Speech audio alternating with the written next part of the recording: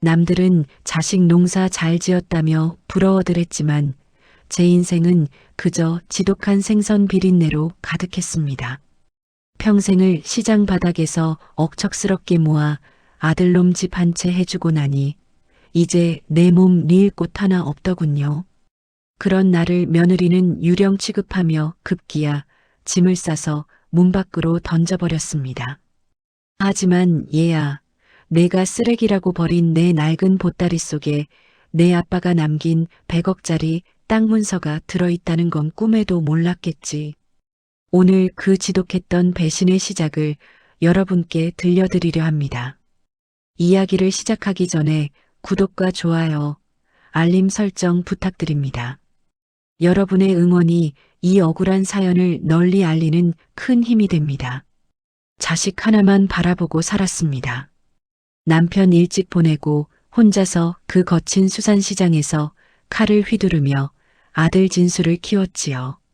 아들이 결혼한다고 할 때 제 손에 남은 마지막 아파트까지 팔아넘겼습니다. 어머니, 저희랑 같이 사세요. 이제 고생 그만하시고요. 아들 진수의 그 말 한마디에 저는 모든 것을 내어주고 그 집으로 들어갔습니다. 하지만 제 발로 지옥에 걸어 들어가는 길이라는 걸 그때는 미처 몰랐습니다.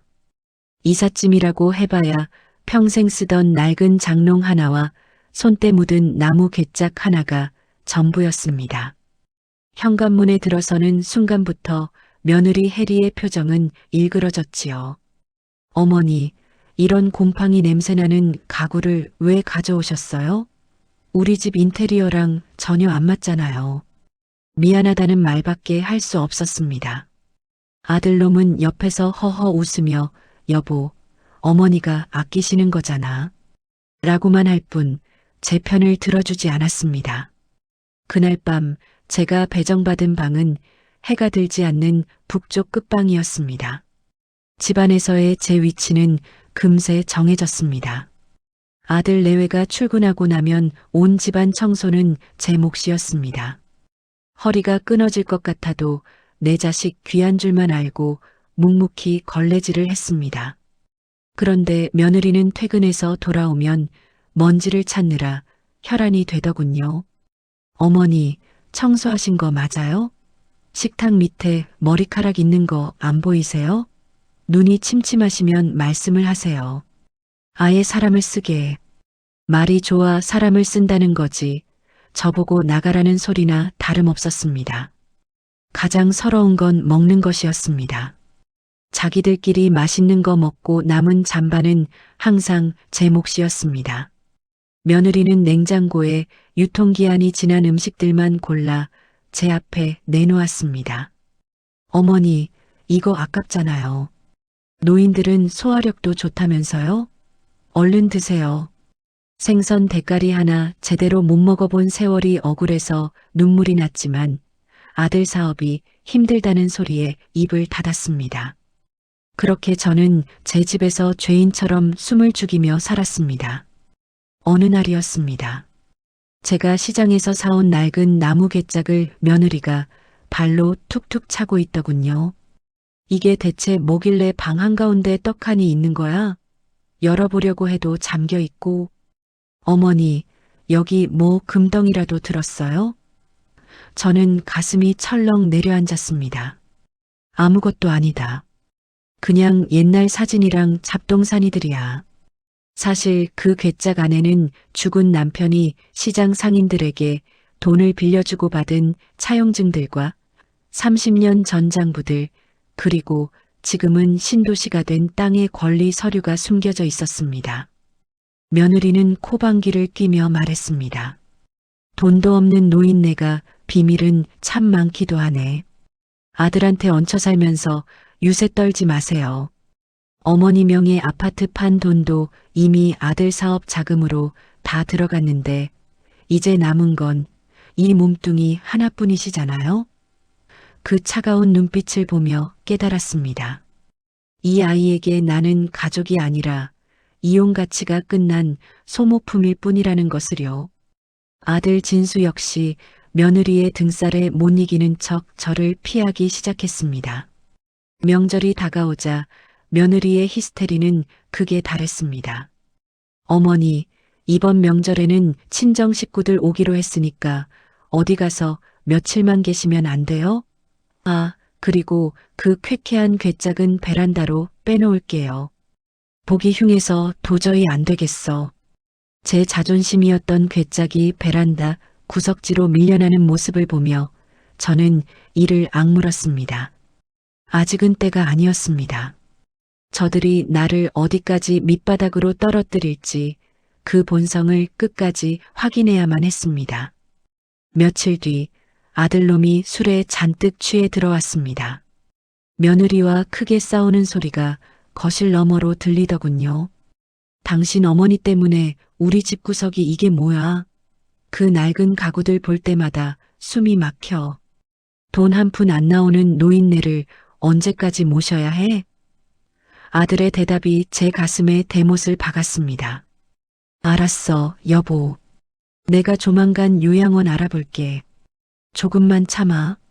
요양원이라는 단어가 제 귀를 때리는 순간 저는 결심했습니다. 너희가 나를 버린다면 나도 너희를 지옥으로 보내주겠노라고 말입니다. 제가 가진 것이 정말 낡은 보따리뿐이라고 믿는 저들에게 진짜 힘이 무엇인지 보여줄 준비를 시작했습니다. 다음 날 저는 아무도 모르게 30년 지기 지인인 김 변호사에게 전화를 걸었습니다. 김 변호사, 이제 시작해야겠네. 내 재산을 지키는 게 아니라 내 재산으로 저들을 심판하는 일말일세. 수신음 너머로 들리는 김 변호사의 목소리가 제 복수의 서막을 알리는 신호탄처럼 느껴졌습니다. 아침부터 집안에는 매캐한 연기가 가득했습니다. 며느리 혜리는 제가 시장에서 사온 낡은 나무 괴짝이 자리를 차지한다며 기어코 베란다 구석으로 밀어 넣었지요. 낡은 괴짝이 긁히는 소리가 제 심장을 긁는 것 같았지만 저는 입술을 깨물며 참았습니다. 이 집에서 제가 할 수 있는 건 오직 죽은 듯이 지내며 저들의 본심을 확인하는 것뿐이었으니까요.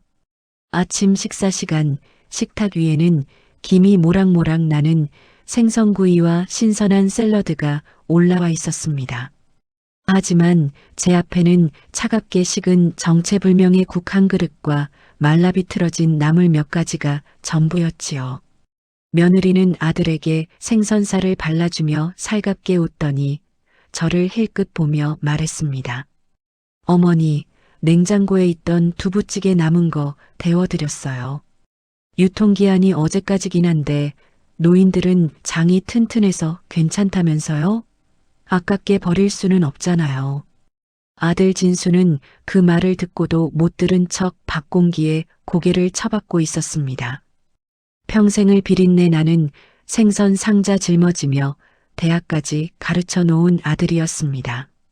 그런데 이제는 자기 마누라가 제 어미에게 상한 음식을 내놓는데도 그저 침묵으로 일관하더군요. 저는 숟가락을 들었다가 조용히 내려놓았습니다. 배가 고픈 게 아니라 마음이 고파서 도저히 목구멍으로 넘길 수가 없었습니다. 며느리의 구박은 날이 갈수록 교묘해졌습니다. 아들 내외가 출근하고 나면 저는 이 넓은 집의 유령이 되었습니다. 며느리는 제가 거실 소파에 앉는 것조차 싫어했습니다. 어머니, 소파 가죽 상하니까 그냥 방에 계세요. 아니면 바닥에 앉으시던가요. 70이 넘은 노인네가 딱딱한 바닥에 앉아 무릎을 비비고 있는데도 그녀는 눈 하나 깜짝하지 않았습니다. 오히려 제가 쓰는 화장실에서 냄새가 난다며 탈취제를 사방에 뿌려대기 바빴지요. 어느 날은 빨래를 하다가 실수를 했습니다. 며느리의 값비싼 실크 블라우스를 일반 세탁물과 함께 돌린 것이 화근이었지요. 퇴근하고 돌아와 옷이 망가진 것을 본 며느리는 제 방으로 들이닥쳐 소리를 질렀습니다. 어머니, 이게 얼마짜리인 줄 아세요? 돈 한 푼 안 보태주시면서 사고만 치시면 어떡해요. 진짜 나이값 좀 하세요. 나이값이라는 그 말이 화살처럼 날아와 제 가슴에 박혔습니다. 그녀는 제 방 서랍을 뒤지더니 제가 아끼던 낡은 손수건들을 바닥으로 던져버렸습니다. 이런 쓰레기 같은 것들 좀 버리시라고요. 집안 꼴이 이게 뭐예요? 제가 남편이 처음 사준 손수건을 주우려 하자 며느리는 제 손을 거칠게 뿌리쳤습니다. 그때 제 손목에 멍이 들었지만 아들은 그 멍을 보고도 어머니가 조심 좀 하시지 그랬어요 라며 오히려 저를 나무랐습니다. 저는 밤마다 베란다 구석에 처박힌 나무 괴짝을 어루만지며 버텼습니다. 그 안에는 제가 30년 전 고생하며 모은 돈으로 사들인 신도시 땅의 권리증이 들어 있었습니다. 지금은 수백 배가 뛰어 건물 몇 채를 사고도 남을 가치가 된 그 땅 말입니다. 며느리는 제가 가진 게 이 낡은 괴짝 안의 잡동사니 뿐이라 믿고 저를 멸시하고 있었습니다. 하지만 저는 알고 있었습니다. 이 인내의 끝에는 아주 차갑고도 거대한 복수가 기다리고 있다는 사실을요. 하루는 며느리가 제 지갑을 몰래 뒤지는 것을 목격했습니다. 제가 시장에서 받은 쌈짓돈 몇만 원이 들어있는 낡은 지갑이었습니다. 어머니, 돈 없다면서 이런 건 또 어디서 나셨대요? 혹시 우리 진수 몰래 용돈 받았어요? 이거 이번 달 관리비에 보탤게요. 며느리는 제 허락도 없이 그 돈을 가져갔습니다. 10,000원짜리 몇 장에 일희일비하며 제 주머니를 터는 그녀를 보며 저는 헛웃음이 났습니다. 수십억, 수백억을 굴리는 제 진짜 재력을 알면 저 여자는 어떤 표정을 지을까요? 아들 진수는 점점 더 며느리의 꼭두각시가 되어갔습니다. 아들 사업이 조금씩 기울어가는지 밤마다 술을 마시고 들어와 제 방문을 열고 한숨을 쉬더군요. 어머니, 요새 너무 힘들어요. 어머니 아파트 판 돈도 다 썼는데 이제 어떻게 해야 할지 모르겠어요. 저는 아들의 손을 잡고 싶었지만 참았습니다. 고생하는 아들을 위해 제 숨겨둔 재산을 다 내주고 싶다는 마음이 굴뚝 같았지만 옆방에서 들리는 며느리의 앙칼진 목소리가 저를 멈추게 했습니다. 진수 씨, 어머니랑 무슨 할 말이 그렇게 많아? 얼른 와서 자요. 내일 요양원 상담 가기로 했잖아. 요양원이라는 말이 나오자 아들은 제 손을 슬그머니 놓았습니다.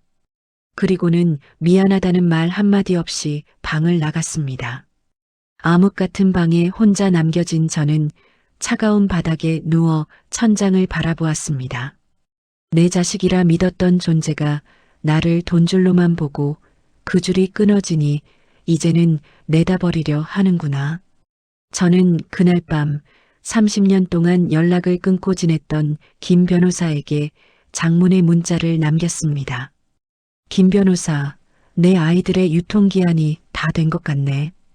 이제 법적으로 정리할 서류들을 준비해주게. 내 모든 재산이 어디로 흘러가야 할지, 그리고 저들이 무엇을 잃게 될지 아주 명확하게 보여줄 때가 되었어. 다음 날 아침 며느리는 평소보다 밝은 얼굴로 제게 죽 한 그릇을 내밀었습니다. 평소처럼 상한 냄새가 나지 않는 꽤 정성스럽게 끓인 죽이었습니다. 어머니, 속 불편하시죠? 이거 드시고 기운 차리세요. 오늘 좋은 곳 구경 가기로 했잖아요. 며느리의 가식적인 웃음 뒤에 숨겨진 요양원 강제 입소 계획을 저는 이미 알고 있었습니다. 그녀가 제 괴짝을 버리고 저를 집 밖으로 밀어낼 준비를 마쳤다는 것도요. 하지만 저는 그 죽을 한 수저 크게 떠먹으며 속으로 생각했습니다. 그래, 이 죽이 너희가 나에게 주는 마지막 만찬이 되겠구나.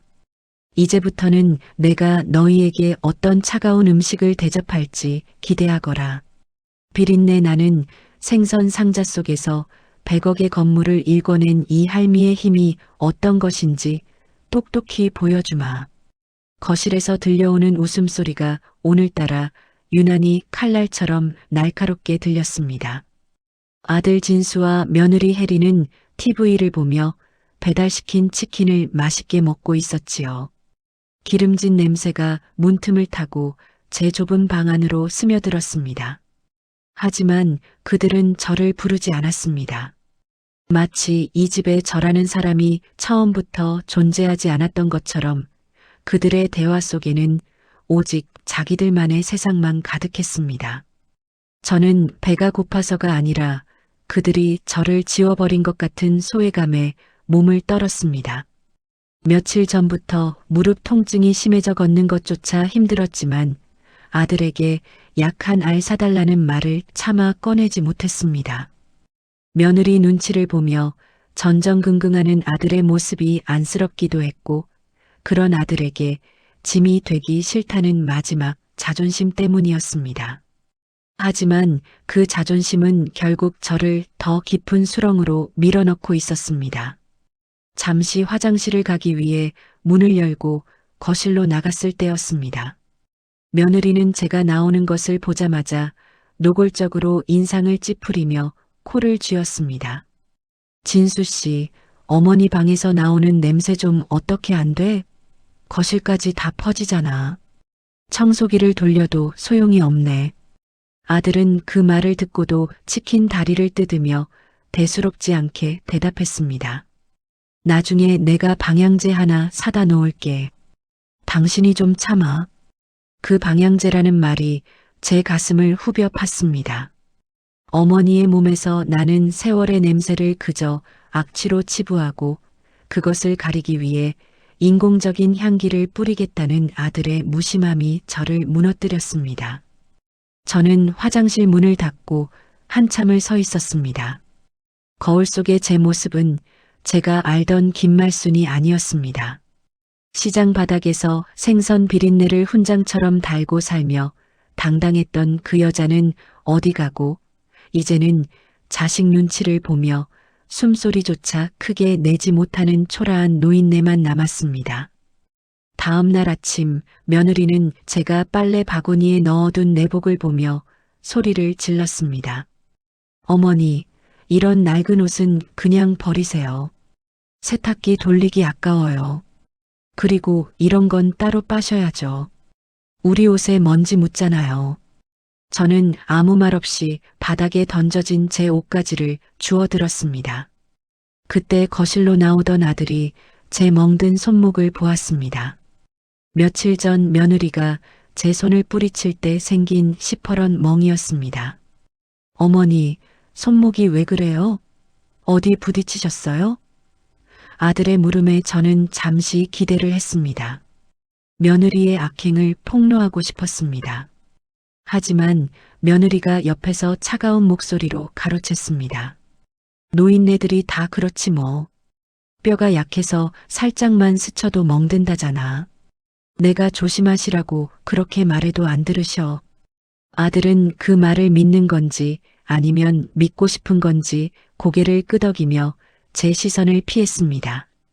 어머니, 조심 좀 하세요.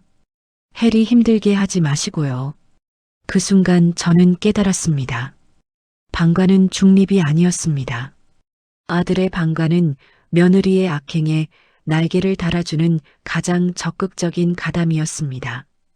평생 아들을 위해 생선 가시를 발라주고 가장 좋은 부위만 먹이며 키워낸 제 헌신이 비참하게 부서져 내렸습니다. 아들은 며느리가 제게 상한 음식을 주는 것을 보았고 저를 유령 취급하는 것을 알았으며 제가 아파서 밤새 신음하는 소리를 들었을 겁니다. 하지만 그는 침묵을 선택했습니다. 자신의 편안한 가정을 지키기 위해 어머니를 제물로 바친 것이지요. 오후에 며느리는 친구들을 집으로 초대했습니다. 어머니, 오늘 제 친구들 오니까 방에서 나오지 마세요. 간식 같은 거 필요하면 아침에 미리 챙겨드렸으니까 그거 드시고요. 며느리가 내민 것은 말라 비틀어진 식빵 2조각과 물 한 잔이었습니다. 저는 그 식빵을 들고 제 방으로 들어와 문을 잠갔습니다. 거실에서는 화기애애한 웃음소리와 함께 비싼 와인을 따는 소리가 들려왔습니다. 해리야, 너네 시어머니는 아직 여기 계셔? 친구의 물음에 며느리는 목소리를 낮춰 대답했습니다. 말도 마. 갈 곳도 없으시다는데 어떡해. 그냥 방 한 칸 내준 거지. 치매 기운도 좀 있으신 것 같아서 조만간 요양원 보내려고. 우리 진수 씨도 이미 동의했어. 며느리의 그 가벼운 웃음소리가 방 안으로 스며들 때마다 저는 제 나무 괴짝을 더 세게 움켜쥐었습니다. 너희가 나를 치매 노인으로 몰아 요양원에 가두려 한다는 사실을 내가 이미 다 알고 있다는 것을 상상이나 하고 있을까요? 저는 괴짝 속에 깊이 숨겨둔 휴대전화를 꺼냈습니다. 아들 내외가 잠든 밤마다 몰래 충전해서 사용하는 그들이 알지 못하는 제 유일한 소통 창구였습니다. 저는 김 변호사에게 문자를 보냈습니다. 우리 아들이 요양원 동의서에 사인을 했다네. 이제 더 이상 망설일 이유가 없겠어. 내일 그 건물의 임대 계약 상황을 다시 한번 확인해 주게. 그리고 임차인들에게 건물주가 바뀌었다는 통보를 준비해 주게. 창밖에는 비가 내리고 있었습니다. 평생 비가 오면 시장 천막 아래서 젖은 몸을 비비며 돈을 벌었습니다. 그 돈이 아들의 등록금이 되고 결혼 자금이 되고 이제는 저들의 호의호의를 위한 밑거름이 되었습니다. 하지만 이제 그 걸음을 걷어낼 시간입니다. 뿌리가 썩은 나무는 더 이상 키울 가치가 없다는 것을 저는 이제야 배웠습니다. 저녁 늦게 아들이 제 방으로 들어왔습니다. 미안한 기색이 역력한 얼굴이었지만 입에서 나온 말은 잔인했습니다. 어머니, 요즘 제 사업이 너무 힘들어서요. 이 집도 담보대출을 최대로 받았어요. 해리가 말하는 요양원이 시설도 좋고 친구분들도 많대요. 거기서 조금만 계시면 제가 사업 정리하고 다시 모시러 올게요. 아들의 거짓말은 너무나 투명해서 가련하기까지 했습니다. 저는 아들의 눈을 똑바로 쳐다보며 물었습니다. 진수야, 내가 정말 나를 다시 모시러 올 거라고 믿니? 아들은 대답하지 못하고 눈을 돌렸습니다. 그 침묵이 제게는 수천 마디의 욕설보다 더 아프게 다가왔습니다. 저는 조용히 고개를 끄덕였습니다. 그래, 내 뜻이 그렇다면 알겠다. 내가 짐을 싸마. 아들은 안도하는 표정으로 방을 나갔습니다. 그가 나가는 뒷모습을 보며 저는 마지막으로 남아있던 모정의 끈을 가차없이 잘라냈습니다. 이제 이 집에서 보낼 마지막 밤이 깊어갑니다. 베란다에서 비를 맞고 있는 저 낡은 나무 괴짝 안에는 저들의 상상을 초월하는 반전이 들어있습니다. 며느리가 쓰레기라 부르며 발로 찼던 그 서류들이 내일이면 저들의 집과 차, 그리고 아들의 회사까지 한순간에 앗아갈 강력한 법적 권리가 되어 돌아갈 것입니다. 저는 무릎의 통증을 잊은 채 짐을 챙기기 시작했습니다. 가져갈 것은 많지 않았습니다. 그저 제 인생이 담긴 괴짝 하나와 저들을 향한 차가운 결심이면 충분했습니다. 내일 아침 제가 요양원으로 향하는 차에 올라타는 순간 저들은 자신들이 무엇을 버렸는지 뼈저리게 느끼게 될 것입니다. 100억의 재산보다 더 소중했던 어머니라는 존재를 버린 대가가 얼마나 혹독한지 말입니다. 밤이 깊어갈수록 제 심장은 오히려 차분해졌습니다. 평생을 남을 위해 살았던 김말수는 이제 죽었습니다. 내일부터는 오직 저 자신만을 위해 그리고 정의로운 복수를 위해 살아가는 건물주 김말순으로 다시 태어날 것입니다. 저를 버린 그들의 눈물을 기대하며 저는 생전 처음으로 편안한 잠을 청했습니다. 아침부터 집안 공기가 평소보다 차갑고 눅눅했습니다. 며느리 해리는 평소와 다르게 과할 정도로 상냥한 미소를 지으며 제 방으로 들어왔습니다. 손에는 김이 모락모락 나는 찻잔이 들려 있었지요. 어머니, 날이 추운데 이 따뜻한 대추차 좀 드세요. 몸에 좋은 거니까 한 방울도 남기지 마시고요. 저는 그 미소 뒤에 숨겨진 서늘한 칼날을 느꼈습니다. 어제 복도 끝에서 아들과 나누던 그 은밀한 속삭임을 저는 이미 들었기 때문입니다.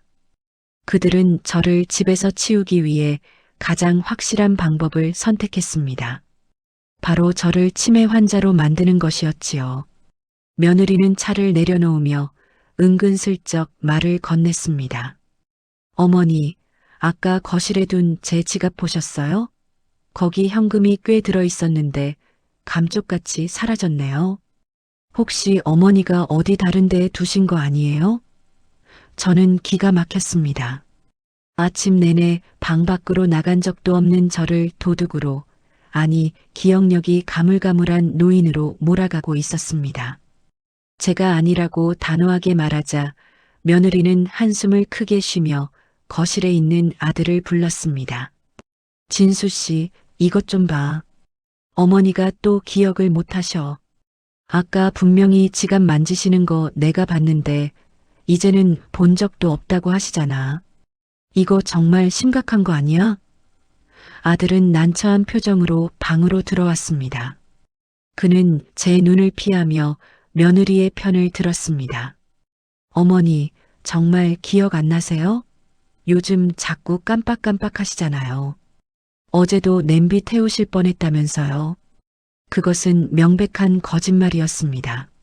냄비를 태운 건 며느리 본인이었고 저는 오히려 불을 끌어 주방으로 달려갔던 사람입니다. 하지만 아들은 며느리가 짜놓은 각본대로 움직이고 있었습니다.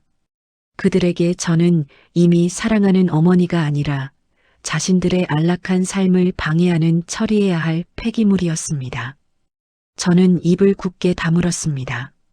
여기서 화를 내거나 소리를 지르면 그들은 기다렸다는 듯이 저를 광증이 있는 치매 노인으로 몰아세울 것이 뻔했습니다. 며느리는 기다렸다는 듯이 가방에서 서류 뭉치를 꺼냈습니다. 어머니, 그래서 말인데요. 더 심해지기 전에 전문적인 관리를 받으시는 게 어떨까 싶어요. 여기 유명한 요양원인데 시설이 호텔급이래요. 진수 씨랑 상담도 다 마쳤으니까 오늘 같이 가서 검사만 좀 받아봐요. 서류 봉투 겉면에 적힌 노인 전문 요양시설이라는 글자가 제 눈을 찔렀습니다. 아들은 끝까지 제 시선을 외면한 채 어머니를 위해서 그러는 거예요라는 비겁한 변명만 늘어놓았습니다. 저는 조용히 그 서류를 받아들었습니다. 그리고는 며느리가 준 대추차를 한 모금 마셨습니다. 씁쓸한 맛이 혀끝을 자극했습니다. 아마도 마음 안정을 돕는 약이라도 탄 모양인지 금세 눈꺼풀이 무거워졌습니다. 저를 무기력하게 만들어 차에 태우려는 속셈이었습니다. 하지만 저는 정신을 바짝 차렸습니다. 평생 시장통에서 닳고 다른 이 말순이가 고작 이런 장꾀에 당할 리 없었습니다. 저는 차를 마시는 척하며 바닥에 둔 수건에 슬쩍 뱉어냈습니다. 잠시 후 제가 조는 척 연기를 하자 며느리는 아들에게 의기양양하게 속삭였습니다. 맞지? 이렇게 간단한 걸. 이제 집만 대충 싸서 보내면 끝이야. 저 낡은 괴짝은 오늘 사람 불러서 폐기 처분할 거니까 신경 꺼. 며느리의 그 한마디에 제 심장이 요동쳤습니다. 나무 괴짝은 제 자존심이자 저들을 한순간에 무너뜨릴 폭탄이 들어있는 금고였습니다. 하지만 저는 여전히 잠든 척 미동도 하지 않았습니다. 며느리는 제 방 서랍을 거칠게 열어젖히며 제 옷가지들을 쓰레기 봉투에 담기 시작했습니다. 이런 넝마 같은 옷들은 가져가서 뭐해? 요양원 가면 다 새 옷 준다는데. 그녀는 제 인생이 담긴 소박한 물건들을 아무렇지도 않게 쓰레기 취급하며 던졌습니다. 그 과정에서 제가 소중히 간직하던 남편의 유품인 낡은 회중시계가 바닥에 떨어져 유리가 깨졌습니다. 어머, 깨졌네. 어차피 고물인데 잘 됐지 뭐. 며느리의 비웃음 섞인 혼잣말이 제 귓가를 맴돌았습니다. 그때 아들의 휴대전화가 울렸습니다. 사업상 급한 연락인 모양인지 아들은 서둘러 거실로 나갔습니다. 며느리도 아들의 통화 내용을 엿듣기 위해 따라 나갔지요. 방 안에 혼자 남게 된 저는 재빨리 눈을 떴습니다.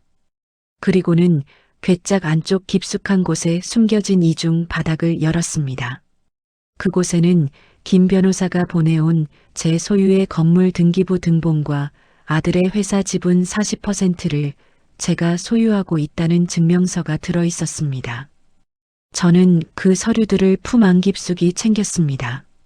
그리고는 김 변호사에게 짧은 신호를 보냈습니다. 오늘이 그날이네.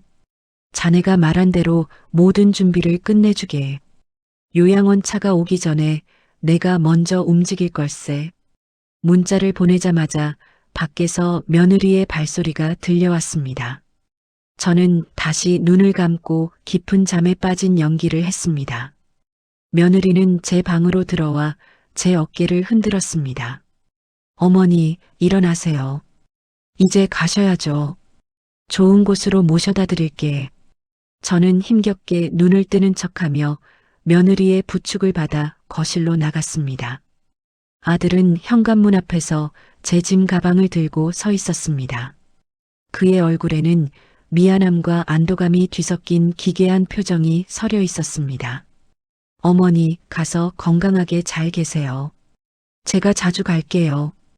아들의 마지막 거짓말을 뒤로하고 저는 현관문을 나섰습니다. 아파트 복도에는 이미 요양원에서 보낸 흰색 승합차가 대기하고 있었습니다. 승합차 운전기사가 제 짐을 실으려 할 때 며느리는 베란다에 있던 제 나무 괴짝을 가리키며 말했습니다. 기사님, 저건 가져가는 거 아니에요. 그냥 여기 두시면 제가 이따가 폐기물 업체 부를게요. 저는 승합차에 올라타며 며느리에게 나지막하게 말했습니다. 혜리야, 저 괴짝 버리지 마라. 나중에 내가 울면서 저걸 찾게 될지도 모르니까. 며느리는 코방귀를 뀌며 대답했습니다. 걱정 마세요, 어머니. 저런 쓰레기를 제가 왜 찾겠어요? 어서 가세요.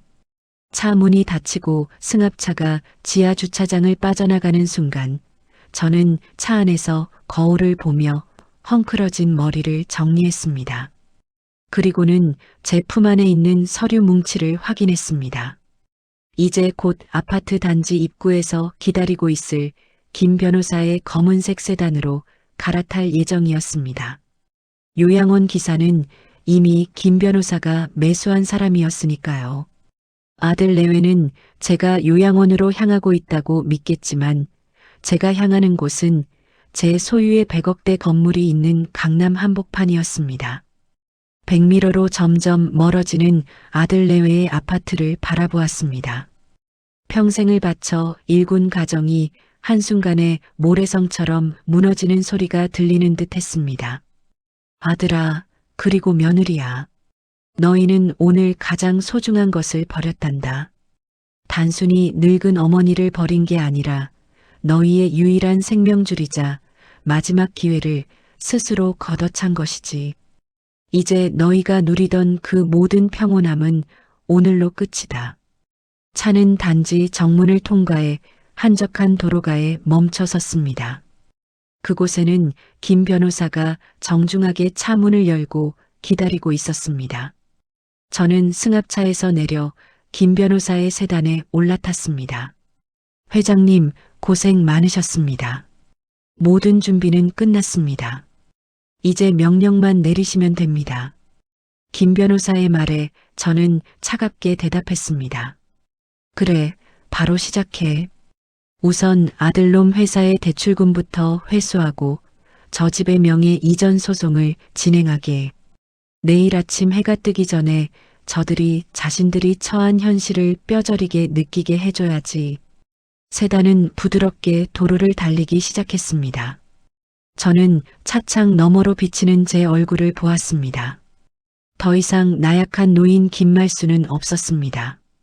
이제는 자신을 배신한 자들에게 가장 혹독한 대가를 치르게 할 냉혹한 심판자만 남았습니다. 오늘 밤 아들 내외는 자신들의 승리를 자축하며 술을 마시겠지요. 하지만 내일 아침 그들이 눈을 떴을 때 보게 될 것은 요양원이 아니라 자신들의 삶이 송두리째 무너져 내린 폐허일 것입니다. 김 변호사의 검은색 세단에 몸을 싣고 달리는 동안 창밖으로 스쳐 지나가는 신도시의 화려한 불빛들이 마치 어제 일처럼 생생하게 다가왔습니다. 사람들은 저를 그저 생선 비린내 나는 앞치마를 두른 노파로만 기억하겠지만 이 화려한 도시의 지도 아래에는 제 젊은 날의 피와 땀이 고스란히 녹아 있었습니다. 30년 전 남편이 불의의 사고로 세상을 떠나고 제 손에 남은 건 빚더미와 어린 진수 그리고 시장통 귀퉁이의 작은 생선 가게뿐이었습니다. 그때 저는 결심했습니다. 내 자식만큼은 이 지독한 가난의 대물림을 끊게 해주겠노라고 말입니다. 새벽 3시에 일어나 노량진 시장에서 얼음 덩어리를 짊어지고 남들이 버리는 생선 대가리로 끼니를 때우며 돈을 모았습니다. 그렇게 모은 돈으로 저는 남들이 거들떠보지도 않던 변두리의 황무지 땅을 조금씩 사들였습니다. 상인들은 저보고 미쳤다고 했습니다. 당장 먹을 쌀도 없으면서 쓸모없는 흙더미에 돈을 버린다고 손가락질했지요. 하지만 제 안목은 틀리지 않았습니다. 남편이 살아생전 귀에 못이 박이도록 했던 말이 있었습니다. 말수나 사람은 거짓말을 해도 땅은 거짓말을 안 한다. 돈이 생기면 무조건 땅줄기를 잡아라. 저는 그 유언을 종교처럼 믿었습니다. 시장 상인들이 급전이 필요해 내놓은 땅들, 세금이 밀려 공매로 나온 자투리 땅들을 하나둘씩 제 이름으로 올렸습니다. 그렇게 30년이 흐르는 동안 그 황무지들은 거대한 빌딩 숲으로 변했고 제가 가진 자투리 땅들은 신도시의 심장부가 되었습니다. 김 변호사는 제 곁에서 조용히 서류 가방을 열어 지적도와 등기부 등본을 펼쳐 보였습니다. 회장님, 현재 이 일대에서 회장님 명의로 된 필지만 12군데입니다. 특히 이번에 아드님이 사업 확장을 위해 대출을 받으려던 그 부지의 실제 소유주가 바로 회장님이 세운 유령법인이었습니다. 저는 헛웃음이 났습니다. 아들 진수는 자신이 빌리려던 돈의 주인이 누구인지도 모른 채 그저 눈앞의 자금난을 해결하기 위해 발을 동동 구르고 있었던 것이지요. 며느리 해리가 그토록 멸시하며 발로 찼던 그 낡은 나무 괴짝 속에는 사실 이 모든 땅의 역사가 기록된 장부들이 들어 있었습니다. 그녀는 제가 그 장부들을 보며 추억에 젖어 있을 때마다 돈도 없는 노인네가 옛날 장부 붙잡고 있으면 밥이 나와요? 쌀이 나와요? 라며 비아냥거렸습니다. 그래, 해리야. 거기서 밥도 나오고 쌀도 나오고 내가 지금 타고 다니는 수입차 기름값도 거기서 나왔단다. 다만 내가 그 가치를 알아볼 눈이 없었을 뿐이지. 차는 강남역 인근의 웅장한 빌딩 앞에 멈춰 섰습니다. 빌딩 정문에는 제 이름의 한 글자를 딴 M타워라는 이름이 선명하게 박혀 있었습니다. 제가 한 달에 한 번씩 정체를 숨기고 청소부 복장을 한 채 둘러보던 제 건물이었습니다. 관리인들은 저를 그저 성실한 청소 할머니로 알고 있었지만 오늘 저는 이 건물의 진짜 주인으로 당당히 로비를 걸어 들어갔습니다. 엘리베이터를 타고 꼭대기층 펜트하우스에 도착하자 통유리 너머로 서울 시내가 한눈에 내려다 보였습니다. 저 멀리 아들 내외가 살고 있는 아파트 단지가 아주 작게 보였습니다. 저 좁은 곳에서 그들은 저를 치매 노인으로 몰아 요양원에 보냈다는 승리감에 도취해 있겠지요. 며느리는 벌써 제 방을 어떻게 개조할지, 제 물건들을 어떻게 처분할지 의논하고 있을지도 모릅니다. 저는 자리에 앉아 김 변호사에게 명령했습니다. 우선 아들 회사에 들어간 투자금 전액을 회수하게. 명분은 경영 악화에 따른 자산 보호로 하면 되겠지. 그리고 아들이 담보로 잡은 집도 경매 절차를 밟게. 내 명의를 빌려준 것뿐이니 법적으로 되찾아오는 건 어렵지 않을 거야. 김 변호사는 고개를 끄덕이며 서류에 사인을 받았습니다. 아들에게 기회를 주지 않은 것이 아닙니다. 아들 내외가 제게 따뜻한 말 한마디, 상하지 않은 밥 한 끼만 제대로 대접했어도 저는 이 재산의 절반 이상을 그들에게 넘겨주려 했습니다. 아니, 재산이 문제가 아니라 그들의 노후까지 제가 책임지려 했습니다. 하지만 그들은 황금알을 낳는 거위의 배를 가르는 대신 거위를 아예 쓰레기통에 쳐넣는 선택을 했습니다. 배은망덕한 자식에게 줄 것은 사랑이 아니라 차가운 법의 심판뿐이라는 것을 저는 이제야 확신했습니다. 창밖의 어둠이 짙어질수록 제 마음은 더욱 명료해졌습니다. 30년 전 시장 바닥에서 억척스럽게 모은 제 돈은 이제 저들을 파멸시키는 강력한 무기가 될 것입니다. 며느리가 그토록 자랑하던 명품 가방들, 아들이 거드름 피우며 타던 고급 세단, 그 모든 것이 사실은 제가 흘린 피눈물 위에서 세워진 신기루였다는 것을 그들은 곧 알게 될 것입니다. 저는 펜트하우스의 안락한 침대에 누웠습니다. 아들 집의 딱딱한 바닥과는 비교할 수 없이 푹신했지만 가슴 한구석은 여전히 시렸습니다. 자식 농사 잘 지었다는 소리를 듣고 싶었던 소박한 꿈이 이렇게 부서진 것에 대한 회한이겠지요. 하지만 눈물은 나오지 않았습니다. 이미 며느리에게 손목을 잡히고 아들에게 외면당하던 그 밤에 제 눈물샘은 말라버렸으니까요. 내일 아침이면 아들 진수의 휴대폰으로 청천벽력 같은 연락들이 쏟아질 것입니다. 투자 철회 통보, 대출금 즉시 상환 압박, 그리고 집 비우라는 내용 증명까지. 그들이 요양원에 전화를 걸어 제 행방을 묻겠지만 요양원 기사는 이미 입을 맞춘 대로 제가 차에서 내려 도망쳤다고 보고할 것입니다. 행방불명된 치매 어머니를 찾느라 사방팔방 뛰어다니는 와중에 자신들의 전 재산이 사라지는 마법을 그들은 경험하게 될 것입니다. 저는 눈을 감으며 30년 전 남편의 묘소 앞에서 했던 약속을 떠올렸습니다. 여보, 우리 진수 보란듯이 키울게. 돈 때문에 기죽지 않게 만들게. 그 약속은 지켰습니다. 아들은 돈 때문에 기죽지 않는 어른이 되었지만 대신 인간의 도리를 모르는 괴물이 되어버렸습니다. 그래서 저는 이제 그 돈을 다시 회수하려 합니다. 괴물에게 날개를 달아준 것은 부모인 저의 잘못도 있으니 그 날개를 꺾는 것 또한 제가 해야 할 마지막 축제이겠지요. 어둠 속에서 M타워의 로고가 번쩍였습니다. 100억이라는 숫자는 누군가에게는 꿈이겠지만 제게는 평생의 한이 서린 무게였습니다. 그리고 이제 그 무게는 저를 버린 아들 내외의 목을 짓누르는 바위가 될 것입니다. 복수는 시작되었습니다.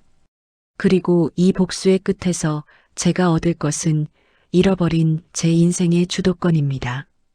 어머니를 요양원 차에 태워보낸 해리는 현관문이 닫히기 무섭게 집 안으로 뛰어들어왔습니다. 거실 한복판에 덩그러니 놓인 낡은 나무 괴짝을 향해 그녀는 승전고라도 울리듯 콧노래를 불렀지요.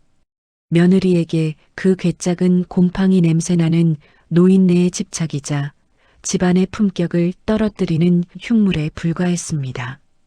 그녀는 망설임 없이 아파트 재활용 분리수거장으로 사람을 불렀습니다. 아저씨, 여기 베란다에 있는 저 시커먼 나무 상자 좀 치워주세요. 아주 무거우니까 조심하시고요. 안에 든 건 다 쓰레기니까 통째로 폐기해 주시면 돼요. 며느리의 목소리에는 일말의 주저함도 없었습니다. 인부 2명이 끙끙대며 괴짝을 들어 올렸습니다. 30년 세월이 담긴 무게를 알리 없는 그들은 그저 빨리 치워야 할 폐기물로만 취급했습니다. 괴짝이 바닥을 긁으며 끌려나가는 소리가 빈집에 공허하게 울려 퍼졌습니다. 해리는 괴짝이 빠져나간 자리를 독한 소독제로 몇 번이나 닦아냈습니다. 마치 그곳에 전염병이라도 있었던 것처럼 말입니다. 이제야 속이 다 시원하네. 진수 씨도 참 저런 걸 왜 여태 끼고 살게 뒀담. 그녀는 만족스러운 듯 커피 한 잔을 내렸습니다. 하지만 그녀는 몰랐을 겁니다. 그 괴짝의 이중 바닥 아래에는 등기부 등본 외에도 시장 상인들이 급전이 필요할 때 남긴 수십 장의 금 거래 장부와 현물로 보관하던 황금 열쇠들이 가득했다는 사실을요. 분리수거장에 내팽개쳐진 괴짝은 차가운 가을바람을 맞으며 버려졌습니다. 동네 노인들이 지나가며 멀쩡한 가구를 왜 버렸나 하고 혀를 찼지만 해리는 창밖으로 그 모습을 내려다보며 우아하게 미소 지었습니다. 그녀에게 그 괴짝은 과거의 청산이자 완벽한 자신의 왕국을 건설하는 첫걸음이었습니다. 시어머니가 나중에 울면서 찾게 될 거다라고 했던 경고는 이미 머릿속에서 지워진 지 오래였습니다. 그 시각 저는 M타워 집무실에서 모니터를 통해 아파트 입구의 CCTV를 실시간으로 확인하고 있었습니다. 김 변호사가 미리 손을 써둔 덕분에 괴짝이 어디로 향하는지 전부 보고 있었지요. 인부들이 괴짝을 내놓자마자 대기하고 있던 김 변호사의 직원들이 그것을 조용히 수거해 안전한 곳으로 옮겼습니다. 해리가 제 발로 제 복을 걷어차는 현장을 저는 아주 선명하게 지켜보았습니다. 해리는 여기서 멈추지 않았습니다. 시어머니가 머물던 방을 완전히 갈아엎기 시작했습니다. 침대를 드러내고 제가 소중히 간직하던 벽걸이 달력이며 낡은 사진첩을 몽땅 쓰레기 봉투에 담았습니다. 이런 촌스러운 사진들은 다 뭐야? 남편 죽고 혼자 생선 팔던 시절이 뭐가 그리 자랑이라고. 그녀는 제가 아들 진수를 업고 시장통에서 웃고 있는 빛바랜 사진을 무참히 찢어버렸습니다. 부모의 기억을 지우는 자식의 손길은 이토록 잔인했습니다. 해리는 그 방을 자신의 드레스룸으로 꾸밀 계획을 세우며 명품 가방 카탈로그를 뒤졌습니다. 내일 진수 씨 사업 자금 들어오면 바로 가방부터 사야지. 그동안 그 노인네 눈치 보느라 사고 싶은 것도 못 샀는데 그녀의 탐욕은 끝이 없었습니다. 아들 진수의 회사가 사실상 제 자금력에 의해 지탱되고 있었다는 사실을 꿈에도 모른 채 그녀는 이미 있지도 않은 돈을 쓰고 있었습니다. 저녁 무렵 퇴근한 아들 진수는 빈 방을 보고 잠시 멍하니 서 있었습니다. 어머니의 냄새가 아직 가시지 않은 방이었지만 이미 가구들은 치워져 있었고 벽지 교체 작업이 한창이었습니다. 벌써 다 치웠어? 진수의 물음에 해리는 생글거리며 다가왔습니다. 그럼요. 당신 어머니 가시고 나니까 집안 공기가 달라졌다니까. 그 낡은 괴짝도 오늘 내가 다 처리했어. 이제 우리 집도 좀 사람 사는 집 같네. 진수는 잠시 죄책감을 느끼는 듯 했지만 이내 고개를 끄덕였습니다. 그래, 당신이 고생 많았지. 나도 이제 회사 일에만 집중할 수 있겠어. 이번 투자만 성사되면 우리 아파트로 이사 가는 거야. 두 사람은 서로를 껴안으며 장밋빛 미래를 꿈꿨습니다. 자신들이 버린 괴짝이 사실은 그들이 그토록 원하던 성공의 열쇠였다는 것은 상상조차 못한 채 말입니다. 밤이 깊어지자 해리는 제 지갑에서 빼앗은 돈으로 친구들을 불러 홈파티를 열었습니다. 시어머니를 내쫓은 날 그녀는 승리의 축배를 들었습니다. 얘들아, 오늘 정말 축하할 일이야. 드디어 우리 집에 평화가 왔거든. 거실에는 시끄러운 음악 소리가 울려 퍼졌고 비싼 와인들이 쏟아졌습니다. 그들이 마시는 와인 한 잔 값이 제가 시장에서 하루 종일 생선을 팔아벌던 돈보다 비쌌지만 저는 그 광경을 보며 차갑게 미소 지었습니다. 김 변호사에게 연락이 왔습니다. 회장님 말씀하신 대로 괴짝은 무사히 회수했습니다. 내부 보관물들도 이상 없습니다. 그리고 아드님 회사에 대한 투자 철회 통보서와 대출 상환 압박 공문을 방금 발송했습니다. 내일 오전이면 도착할 겁니다. 저는 고개를 끄덕였습니다. 수고했네. 이제 저들이 누리는 이 마지막 파티를 충분히 즐기게 두게나. 내일 아침이면 숙취보다 더 지독한 현실이 기다리고 있을 테니. 아무것도 모르는 진수와 해리는 취한 채 잠이 들었습니다.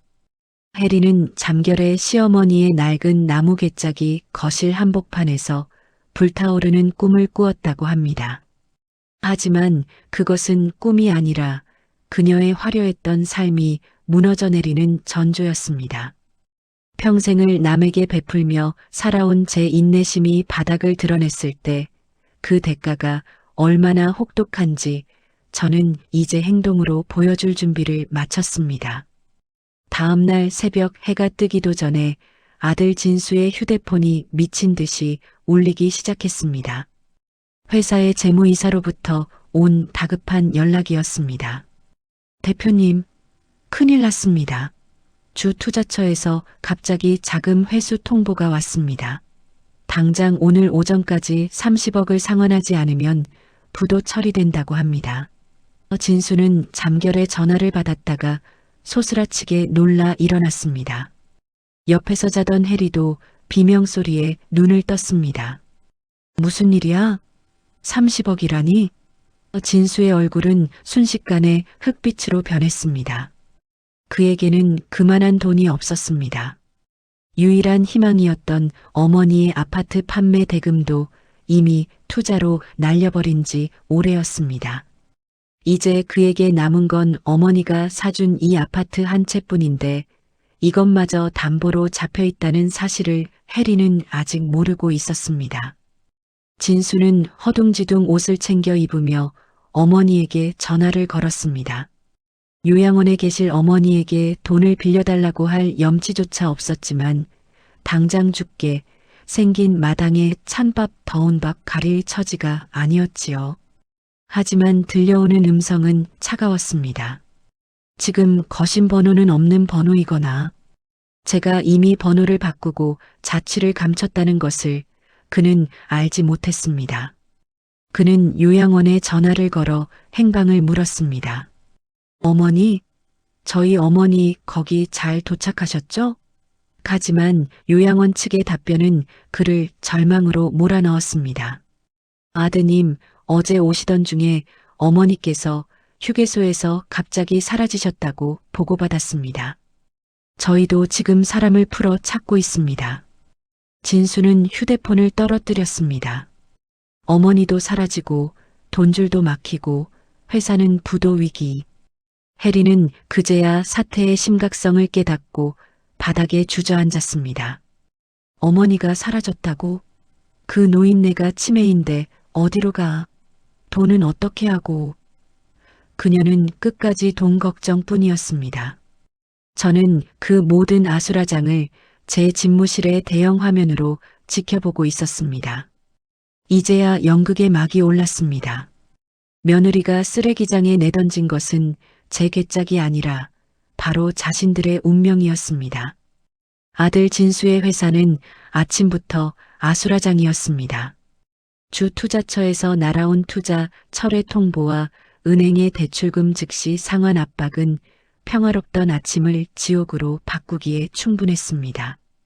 진수는 사색이 된 얼굴로 사무실을 서성거리며 전화를 돌렸지만 어제까지만 해도 형님 동생 하던 거래처 사람들은 마치 짠 듯이 그의 전화를 피했습니다. 자금줄이 막혔다는 소문은 시장에 이미 파다하게 퍼져 있었고 진수가 기댈 곳은 이제 아무 데도 없었습니다. 그 시각 해리는 집에서 명품 매장에 전화를 걸고 있었습니다. 어제 파티의 흥분이 가시지 않은 상태로 새로 나올 신상 가방을 예약하려던 참이었지요. 하지만 돌아온 대답은 차가웠습니다. 고객님, 결제 카드가 한도 초과로 나오는데요. 확인 좀 해주시겠어요? 해리는 당황해서 다른 카드들을 내밀었지만 결과는 마찬가지였습니다. 아들의 법인 카드와 연동된 그녀의 모든 카드가 일제히 정지된 것이었습니다. 해리가 진수에게 전화를 걸어 짜증을 내려던 찰나 초인종이 울렸습니다. 문을 열자 정장을 깔끔하게 차려입은 신사와 건장한 체격의 남자들이 서 있었습니다. 바로 제 조력자인 김 변호사였습니다. 김 변호사는 당황하는 해리를 향해 정중하게 명함을 내밀었습니다. 안녕하십니까? 김말순 회장님의 법률 대리인 김영석 변호사입니다. 이 집의 실제 소유주이신 회장님의 명령에 따라 부동산 명의 신탁 해지 및 퇴거 통보를 하러 왔습니다. 해리는 회장님이라는 단어와 김말순이라는 이름을 듣고도 상황 파악을 하지 못했습니다. 회장님이라니요? 김말순은 지금 요양원에 가 있는 우리 시어머니 이름인데 무슨 헛소리를 하시는 거예요? 해리의 비웃음 섞인 말에 김 변호사는 서류 한 장을 건넸습니다. 아직 모르고 계셨군요. 어머니께서 치매 환자라고 주장하시며 요양원에 보내셨지만 법적으로 어머니는 아주 건강한 상태이시며 이 집과 아드님 회사 건물의 실제 소유주이십니다. 서류를 읽어 내려가는 해리의 손이 미친 듯이 떨리기 시작했습니다. 서류에는 30년 전부터 이 땅과 건물이 누구의 명의로 되어 있었는지, 그리고 아들이 사업을 시작할 때 어머니가 어떤 방식으로 자금을 지원했는지가 낱낱이 기록되어 있었습니다. 해리는 믿을 수 없다는 듯 소리를 질렀습니다. 말도 안 돼. 그 노인네가 무슨 돈이 있다고. 그 낡은 괴짝만 끼고 살던 거지가 어떻게 건물주야.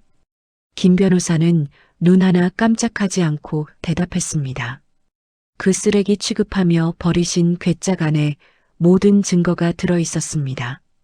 다행히 저희가 수거해서 잘 보관하고 있지요. 그리고 한 가지 더 말씀드리자면 아드님의 회사를 압박하고 있는 투자사의 실제 소유주도 바로 김말순 회장님이십니다. 해리는 그 자리에 주저앉았습니다. 자신이 쫓아낸 시어머니가 사실은 자신들의 목줄을 쥐고 있는 거인이었다는 사실에 숨이 막혀왔습니다. 진수 역시 회사로 들이닥친 김 변호사의 직원들을 대면하고 있었습니다. 대표님, 이 서류에 사인하시죠. 회장님께서 아드님에 대한 모든 지원을 중단하기로 결정하셨습니다. 경영권 방어를 위해 담보로 잡으신 주식 역시 회장님께 귀속될 예정입니다. 진수는 멍하니 김 변호사의 얼굴을 바라보았습니다. 우리 어머니가 어디 계십니까? 제발 어머니 좀 만나게 해주세요. 진수는 울먹이며 매달렸지만 돌아오는 대답은 차가웠습니다. 회장님께서는 아드님을 만나고 싶지 않다고 하십니다. 진수는 그제야 자신이 저지른 일이 무엇인지 깨닫기 시작했습니다. 어머니가 요양원 차에 오르던 그 뒷모습, 나중에 울면서 찾게 될 거다라고 하던 그 음성이 귓가에 맴돌았습니다. 그는 어머니를 사랑해서 모신 것이 아니라 어머니의 재산이 다 떨어진 줄 알고 짐짝 취급하며 버렸던 것입니다. 하지만 어머니는 모든 것을 알고 계셨고 자식의 본성을 마지막까지 시험하셨던 것이지요. 진수는 자신의 무지함과 탐욕에 치가 떨렸습니다. 집으로 돌아온 진수는 해리와 마주 앉았습니다. 집안은 이미 아수라장이었습니다. 김 변호사가 보낸 사람들이 집안의 가구들에 압류 딱지를 붙이고 있었기 때문입니다. 해리는 진수를 보자마자 악을 썼습니다. 이게 다 당신 때문이야. 당신 어머니가 건물주라는 걸 왜 말 안 했어? 진작 알았으면 내가 그렇게 했겠어? 진수는 그런 해리를 보며 처음으로 혐오감을 느꼈습니다. 당신은 아직도 돈 이야기야? 우리가 어머니한테 무슨 짓을 했는지 생각 안 나냐고. 부부의 싸움은 밤새 이어졌습니다. 어제의 파티장은 온데간데였고 절망과 원망만이 가득한 폐허가 되었습니다. 그들은 이제 갈 곳이 없었습니다.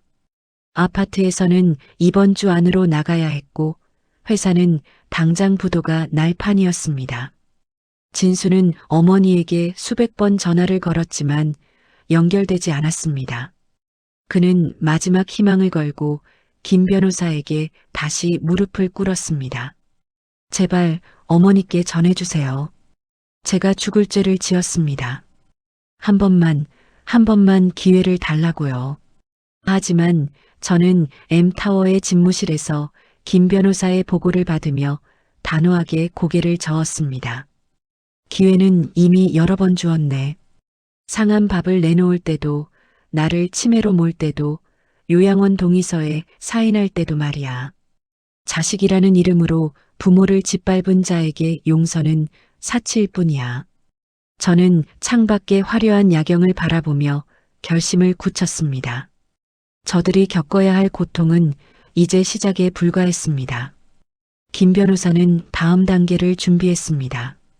아들 회사의 파산 절차와 함께 며느리 해리가 그동안 제 카드를 무단으로 사용하며 사들인 사치품들에 대한 횡령 소송을 준비하기 시작했습니다. 법은 누구에게나 평등하다고 하지만 배은망덕한 자식에게 법은 가장 예리한 칼날이 되어야 한다고 생각했습니다. 저는 김 변호사에게 한 가지 지시를 더 내렸습니다. 저들이 요양원을 아주 좋아했으니 진짜 요양원이 어떤 곳인지 몸소 체험하게 해주는 건 어떤가? 진수와 해리는 이제 자신들이 버린 어머니가 지어놓은 거대한 벽 앞에 서 있었습니다. 그 벽을 넘을 수 있는 방법은 없었습니다. 그들은 자신들이 누리던 모든 것이 어머니의 희생 위에 세워진 신기루였다는 사실을 뼈저리게 느끼며 하루하루를 지옥 속에서 보냈습니다. 며느리 해리는 거울 속에 수척해진 자신의 모습을 보며 시어머니의 낡은 나무 괴짝을 그리워했습니다. 그 안에 든 보물 때문이 아니라 그것이 있던 평화로웠던 시절로 돌아가고 싶어서였겠지요. 저는 조용히 차를 마시며 다음 날의 일정을 확인했습니다. 이제 곧 저들을 직접 대면할 날이 다가오고 있었습니다. 요양원이 아니라 제가 주인으로 있는 이 웅장한 건물에서 말입니다. 저를 버린 그들이 제 발 아래 엎드려 눈물을 흘릴 때 저는 어떤 말을 해줄지 미리 골라두었습니다. 용서가 아닌 아주 차가운 진실을 말입니다. 복수의 수레바퀴는 이제 멈출 수 없는 속도로 돌아가고 있었습니다. 아들과 며느리가 저를 보내려 했던 그날 아침은 유난히도 안개가 짙게 깔려 있었습니다. 며느리 해리는 제가 요양원 차에 오르는 그 순간까지도 가식적인 손수건을 흔들며 눈물을 훔치는 척했지요. 하지만 그 눈물은 이별의 슬픔이 아니라 드디어 눈의 가시 같은 노인네를 치웠다는 해방감의 눈물이었다는 걸 저는 너무나 잘 알고 있었습니다. 승합차가 아파트 단지를 벗어나자마자 해리는 기다렸다는 듯 제 방의 가구들을 밖으로 내던지기 시작했습니다. 그녀는 제가 요양원에 도착해 낯선 침대에 누워 천장만 바라보고 있을 거라 굳게 믿었을 겁니다. 하지만 그녀가 모르는 사실이 하나 있었습니다. 저를 데리러 온 요양원 승합차의 운전기사는 사실 제 전담 변호사인 김 변호사가 미리 섭외한 믿을 만한 직원이었다는 점입니다. 차는 요양원이 아닌 강남 한복판에 위치한 제 소유의 빌딩으로 향했습니다. 저는 차 안에서 낡은 옷을 벗어 던지고 김 변호사가 미리 준비해둔 정갈하고 기품 있는 비단 옷으로 갈아입었습니다. 그 시각 아들 진수의 휴대폰은 비명처럼 울려대고 있었습니다. 회사 자금팀에서 온 긴급 보고는 그를 숨막히게 했습니다. 대표님, 어제 통보받은 투자금 회수가 현실화되었습니다. 당장 오늘 오후까지 상환하지 않으면 부도 처리가 확정된다고 합니다. 그리고 은행에서도 아파트 담보대출에 대한 즉시 상환 독촉장이 날아왔습니다. 진수는 멍하니 허공을 바라보았습니다. 이제 그에게 남은 건 아무것도 없었습니다. 어머니의 전 재산을 쏟아부어 세운 회사가 모래성처럼 무너져 내리고 있었습니다. 진수는 급히 해리에게 전화를 걸었습니다. 여보, 큰일 났어. 돈이 다 막혔어. 어머니한테 연락해봐. 어머니 요양원에 잘 도착하셨는지 확인하고 혹시 숨겨둔 돈이 더 있는지 물어봐야겠어. 해리는 코방귀를 뀌며 대답했습니다. 그 노인네한테 무슨 돈이 더 있다고 그래. 내가 어제 괴짜까지 다 버렸잖아. 거기 든 건 쓰레기뿐이었다니까. 해리는 여전히 상황의 심각성을 깨닫지 못한 채 압류 딱지가 붙기 시작한 가구들을 보며 비명을 지르고 있었습니다. 그들이 절망의 구렁텅이에서 허우적거리고 있을 때 저는 김 변호사와 함께 제 건물 펜트하우스 회의실에 앉아 있었습니다. 거대한 모니터에는 아들 회사의 주가 그래프가 곤두박질 치는 모습이 실시간으로 나타났습니다. 저는 차가운 눈빛으로 그 화면을 지켜보았습니다. 김 변호사, 이제 저들에게 초대장을 보내게나. 요양원이 아니라 이곳 M타워로 말이야. 본인들이 누구의 돈으로 먹고 살았는지 그 주인이 누구인지 직접 눈으로 확인하게 해줘야지.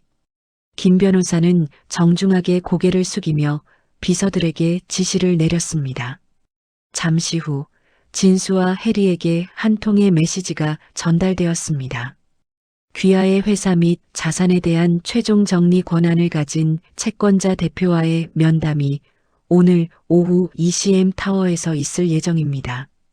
불참 시 즉각적인 법적 조치가 취해집니다. 진수는 이 메시지가 자신들을 구원해줄 마지막 동아줄이라 믿었습니다. 해리야, 채권자 대표가 만나재. 어쩌면 협상의 여지가 있을지도 몰라. 어서 준비해. 그들은 가장 좋은 옷을 꺼내 입고 서둘러 M타워로 향했습니다. 로비에 들어선 진수와 해리는 건물의 웅장함에 압도되었습니다. 여보, 여기 건물주가 누굴까? 정말 대단한 부자인가 봐.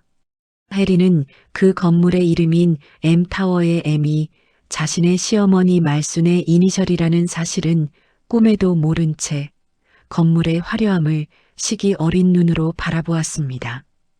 전담 직원의 안내를 받아 펜트하우스로 향하는 엘리베이터에 오를 때까지도 그들은 자신들이 심판대에 오르고 있다는 사실을 직감하지 못했습니다. 엘리베이터 문이 열리고 탁 트인 서울 시내가 내려다 보이는 집무실로 들어선 그들의 눈앞에 믿기지 않는 광경이 펼쳐졌습니다. 거대한 책상 뒤 위험 있는 자태로 앉아 있는 사람은 다름 아닌 자신들이 요양원에 버렸던 치매 노인 김말순이었습니다. 저는 안경을 고쳤으며 얼어붙은 그들을 향해 나지막하게 말했습니다. 왔느냐? 요양원 시설은 마음에 들더냐? 내가 직접 확인해 보니 공기가 참 좋더구나. 진수는 다리에 힘이 풀려 주저앉았습니다. 해리는 비명을 지르며 뒷걸음질 쳤습니다. 어머니? 어머니가 왜 여기 계세요? 요양원에 가신 거 아니었어요? 해리의 목소리는 공포로 가늘게 떨렸습니다. 저는 자비 없는 미소를 지으며 서류 한 뭉치를 테이블 위로 던졌습니다. 너희가 쓰레기라고 버린 내 나무 괴짝 안에 무엇이 들었는지 궁금해했지? 그 안에는 너희가 지금 누리고 있는 이 모든 신기루의 설계도가 들어있었단다. 저는 김 변호사에게 눈짓을 보냈습니다. 김 변호사는 무미건조한 목소리로 낭독을 시작했습니다. 박진수 씨가 운영하는 회사의 지분 60%는 김말순 회장님의 차명 계좌로 관리되어 왔으며 현재 거주 중인 아파트 역시 회장님의 명의 신탁 재산입니다. 또한 이혜리 씨가 최근 3년간 무단으로 사용한 법인 카드 내역은 횡령 및 배임죄에 해당합니다. 진수는 어머니의 발등에 매달려 울부짖었습니다. 어머니, 제가 잘못했습니다. 제발 살려주세요. 회사가 망하면 저 죽습니다. 저는 아들의 손을 차갑게 뿌리쳤습니다. 죽는다고? 너는 내가 상한 밥을 먹으며 내 눈치를 볼 때 내 마음이 어땠는지 한 번이라도 생각해 본 적 있느냐? 내 몸에서 냄새가 난다며 방향제를 뿌려대던 며느리의 그 눈빛을 너는 방관하며 즐기지 않았느냐? 제 호통에 진수는 할 말을 잃고 바닥에 고개를 쳐박았습니다. 옆에서 벌벌 떨고 있던 해리는 여전히 정신을 못 차리고 제게 소리를 질렀습니다. 돈이 그렇게 많으면서 왜 우리를 속였어요? 진작 주셨으면 우리가 잘 모셨을 거 아니에요. 그 뻔뻔한 말에 저는 오히려 마음이 편안해졌습니다. 역시 사람은 고쳐 쓰는 게 아니라는 성현들의 말씀이 틀리지 않았습니다. 주었으면 잘 모셨을 거라고.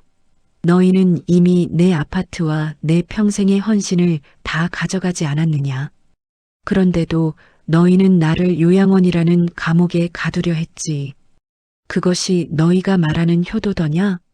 저는 김 변호사에게 최종 집행 서류를 건넸습니다. 오늘부로 이들에 대한 모든 지원을 중단한다. 아들의 회사는 법정 관리에 들어가고 아파트는 즉시 명도 소송을 진행하게. 진수와 해리는 보안 요원들에 의해 끌려나갔습니다. 어머니, 한 번만요. 어머니. 아들의 절규가 복도 끝까지 울려 퍼졌지만 제 마음에는 티끌만큼의 동요도 없었습니다. 부모를 수단으로 여기는 자식에게 부모는 더 이상 안식처가 되어줄 필요가 없습니다. 저는 창밖을 보며 오랫동안 묵혀두었던 한숨을 내뱉었습니다. 이제야 제 인생의 진정한 주인으로 돌아온 기분이었습니다. 아들 진수의 회사는 결국 최종 부도 처리가 되었습니다. 화려했던 강남의 사무실엔 압류 집행관들이 들이닥쳐 빨간 딱지를 붙였고 직원들은 밀린 월급을 요구하며 아들의 멱살을 잡았지요. 며느리 해리가 그토록 자랑하던 아파트 역시 경매로 넘어가기 직전이었습니다. 한순간에 모든 것을 잃고 길바닥에 나앉게 된 두 사람이 마지막으로 찾아온 곳은 다시는 발을 들이지 못할 줄 알았던 M타워였습니다. 로비에서 보안 요원들에게 가로막혀 울부짖던 그들은 제 허락이 떨어지고서야 겨우 펜트하우스 층으로 올라올 수 있었습니다. 엘리베이터 문이 열리자마자 해리는 바닥에 기어 나오듯 엎드려 제 발등을 붙잡았습니다. 어머니, 제가 죽을 죄를 지었어요. 제발 한 번만 살려주세요. 저희 당장 오늘 밤에 갈 곳도 없어요. 어머니가 계시던 그 작은 방이라도 좋으니 제발 거두어 주세요. 해리의 화장은 눈물에 번져 엉망이었고 며칠 전에 기세등등하던 모습은 온데간데 없었습니다. 아들 진수 또한 초췌해진 얼굴로 제 앞에 무릎을 꿇었습니다. 어머니, 제가 어리석었습니다. 마누라 등살에 눈이 멀어 제 어미를 몰라봤습니다. 한 번만 투자금을 다시 돌려주시면 평생 효도하며 살겠습니다. 저는 비단 안락 의자에 깊숙이 기대앉아 그들을 내려다보았습니다. 제 눈앞에 있는 이들이 정말 내 뱃속으로 낳은 자식과 내가 맞이한 가족인가 싶더군요. 그들은 지금 저를 사랑해서가 아니라 제 뒤에 있는 100억이라는 거대한 돈을 보고 빌고 있는 것이었습니다. 효도? 진수야, 내가 말하는 효도가 유통기한 지난 두부찌개를 내놓는 것이냐? 아니면 나를 치매로 몰아 요양원에 가두는 것이냐? 제 차가운 물음에 진수는 고개를 들지 못했습니다. 저는 시선을 돌려 해리를 보았습니다. 해리야, 내가 버린 그 낡은 나무 괴짝 기억하느냐? 내가 쓰레기라며 치워버린 그 괴짝 안에 무엇이 들었는지 이제야 알겠느냐? 그 안에는 너희가 평생 써도 모자랄 재산뿐만 아니라 내가 너희에게 주려 했던 마지막 기회가 들어 있었다. 해리는 꺼느끼며 빌었습니다. 어머니, 제가 몰랐어요. 정말 몰랐어요. 그 괴짝 다시 찾아올게요. 제발 저희 아파트만이라도 건지게 해주세요. 찾아올 필요 없다. 이미 내가 다 회수했으니까. 그리고 너희가 살던 그 아파트, 그건 이미 내 명의로 돌아왔고 내일 다른 사람에게 전세로 내놓기로 했다. 너희 짐은 이미 컨테이너 창고로 옮겨두었으니 오늘 안으로 비우거라. 그 말에 진수가 비명 같은 소리를 질렀습니다. 어머니, 그래도 제가 자식인데 어떻게 길바닥으로 내모십니까? 어머니 돈 많으시잖아요. 100억이나 있으면서 자식한테 그 집 하나 못 주십니까? 본성이 나왔습니다. 끝까지 미안함보다는 억울함이 앞서는 아들의 모습에 저는 실수했습니다. 그래, 내가 돈이 많지. 하지만 그 돈은 시장 바닥에서 내 무릎이 다 닳도록 생선을 팔아모은 돈이다. 너희처럼 사람을 짐짝 취급하는 괴물들에게 줄 돈은 단 1원도 없어. 진수야, 너는 나를 요양원에 보낼 때 내가 길바닥으로 내몰리는 것과는 다르다고 생각했니? 아니, 너는 나를 사회적으로 죽이려 했던 거다. 저는 김 변호사를 불렀습니다. 김 변호사는 서류 가방에서 2장의 합의서를 꺼냈습니다. 이건 너희가 그동안 내 허락 없이 사용한 법인 카드와 생활비, 그리고 아파트 명의 신탁 과정에서 발생한 불법 행위들에 대한 고소 취하 서류다. 여기에 사인해라. 대신 너희는 오늘부로 이 나라를 떠나든 지방으로 내려가든 내 눈앞에서 영원히 사라져야 한다. 다시는 어머니라는 이름으로 나를 찾지 않겠다는 친족관계 단절 합의서도 포함되어 있다. 해리는 서류를 보며 망설였습니다. 어머니, 그래도 생활비 정도는 챙겨주셔야. 아직도 정신을 못 차렸구나. 보안 요원 불러라. 당장 경찰서로 인계해. 제 단호한 명령에 해리는 비명을 지르며 펜을 집어들었습니다. 진수 역시 떨리는 손으로 사인을 마쳤습니다. 그들은 자신들의 욕심 때문에 어머니라는 가장 큰 방패를 잃고 이제는 법적 처벌을 피하기 위해 그 관계를 스스로 끊어내는 문서에 도장을 찍었습니다. 이제 나갔거라. 너희가 좋아하던 그 화려한 세상으로 돈 한 푼 없이 맨몸으로 부딪히며 살아봐라. 내가 30년 전 시장 바닥에서 그랬던 것처럼 말이다. 너희가 정말 뉘우친다면 10년 뒤에 내 힘으로 밥벌이라도 하고 있을 때 그때 다시 생각해보마. 보안 요원들에게 끌려나가는 아들과 며느리의 뒷모습을 보며 저는 눈을 감았습니다. 속이 시원할 줄 알았는데 가슴 한구석이 뻥 뚫린 듯 찬바람이 일었습니다. 하지만 이내 마음을 다잡았습니다. 이것이 진정으로 저들을 위한 길이고 저 자신을 위한 길임을 알았기 때문입니다. 텅 빈 집무실에 정적이 찾아왔습니다. 저는 창밖을 바라보며 나지막이 은졸였습니다. 여보, 이제 다 끝났어. 당신이랑 같이 일군 거 저들이 망치게 두지 않았어. 이제 나도 좀 편하게 살아볼게. 김 변호사가 조용히 다가와 물었습니다. 회장님, 다음 일정은 어떻게 할까요? 저는 옅은 미소를 지으며 대답했습니다. 일단 맛있는 밥부터 먹으러 가세. 유통기한 아주 넉넉하고 갓 지어서 김이 모락모락 나는 따뜻한 밥으로 말이야. 아들과 며느리가 떠난 펜트하우스에는 오랜만에 깊은 평화가 찾아왔습니다. 그들이 악을 쓰며 내뱉던 탐욕의 소리도 가식적인 웃음소리도 사라진 그곳엔 오직 창밖을 지나는 바람 소리뿐이었지요. 저는 가장 먼저 베란다 한 구석에 놓인 낡은 나무 괴짝을 열었습니다.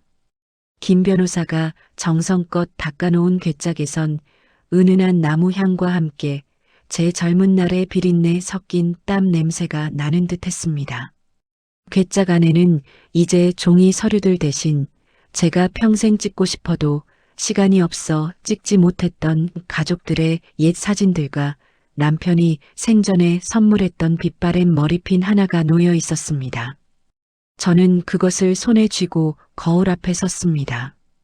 거울 속에는 며느리의 눈치를 보며 구석에서 식은 밥을 먹던 초라한 노파는 없었습니다. 정갈하게 빗어넘긴 머리와 기품 있는 실크 한복을 입은 당당한 자상가 김말순이 서 있었습니다. 그래, 이제야 내 이름 석자로 살아보는구나. 저는 김 변호사를 대동하고 첫 공식 행보에 나섰습니다. 제가 향한 곳은 아들이 그토록 탐냈던 제 소유의 상가 건물이 아니라 제가 30년 동안 생선을 팔았던 그 재래시장이었습니다. 화려한 세단을 타고 시장 입구에 내리자 옛 동료들이 저를 알아보고 깜짝 놀라 달려왔습니다. 아니, 말순이 엄마 아니야? 요양원 갔다는 소문이 돌더니 이게 웬일이야? 저는 그들의 거친 손을 하나하나 맞잡으며 웃었습니다. 그리고 그 자리에서 김 변호사를 통해 제 계획을 발표했습니다. 여보게들, 나 요양원 안 갔네. 대신 우리 시장 상인들 자식들 장학금 주려고 재단을 하나 만들었어. 그리고 이 시장 현대화 사업 내가 직접 투자하기로 했네. 시장은 순식간에 축제 분위기가 되었습니다. 평생 남을 위해 희생만 하던 제가 이제는 제 힘으로 남을 돕는 진짜 어른이 된 순간이었습니다. 그 시각 아들 진수와 며느리 혜리는 지방의 한 작은 공장지대 근처 단칸방에 짐을 풀었습니다. 명품 가방 대신 비닐봉투를 들고 수입차 대신 낡은 버스를 타며 그들은 비로소 현실을 마주했습니다. 혜리는 매일같이 진수에게 악담을 퍼부었습니다. 당신 어머니 정말 독하시다. 어떻게 자식한테 이럴 수가 있어? 하지만 진수는 이제 대꾸할 힘조차 없었습니다. 편의점 아르바이트를 마치고 돌아온 그의 손에는 유통기한이 임박해 폐기 처분된 삼각김밥이 들려 있었지요. 그들은 이제야 깨달았을 겁니다. 어머니가 내어주던 그 따뜻한 밥 한 그릇이, 어머니가 지키고 있던 그 낡은 방 한 칸이 얼마나 거대한 축복이었는지를 말입니다. 하지만 때는 이미 늦었습니다. 저는 그들에게 복수를 완성하기 위해 한 가지 장치를 더 해두었습니다. 매달 그들의 통장에 딱 최저 생계비만큼의 돈만 입금되도록 한 것이지요. 굶어 죽지는 않되 평생 자신들이 저지른 잘못을 반성하며 성실하게 일하지 않으면 살 수 없게 만든 어머니의 마지막 교육이었습니다. 저는 그 후로 전 세계를 여행하기 시작했습니다. 파리 에펠탑 아래에서 와인을 마시고 뉴욕 타임스퀘어의 화려한 전광판을 바라보며 저는 비로소 남편에게 속삭였습니다. 여보, 나 정말 잘 살고 있어. 우리 아들은 좀 아프겠지만 그래야 사람이 될 것 같아. 나 이제 당신 몫까지 다 누리다 갈게.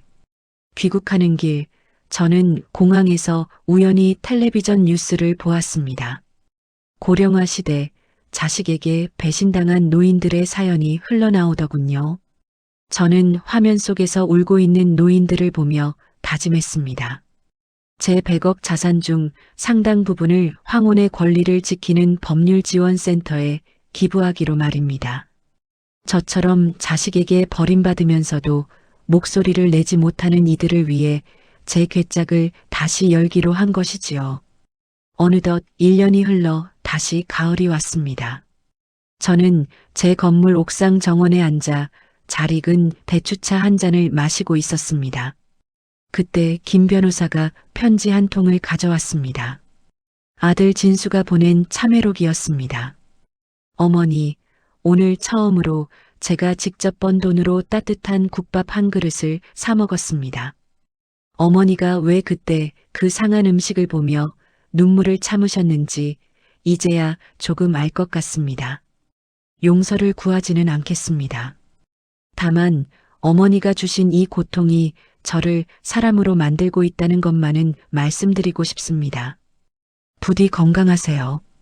저는 그 편지를 읽고 조용히 미소 지으며 찻잔을 내려놓았습니다. 답장은 보내지 않았습니다.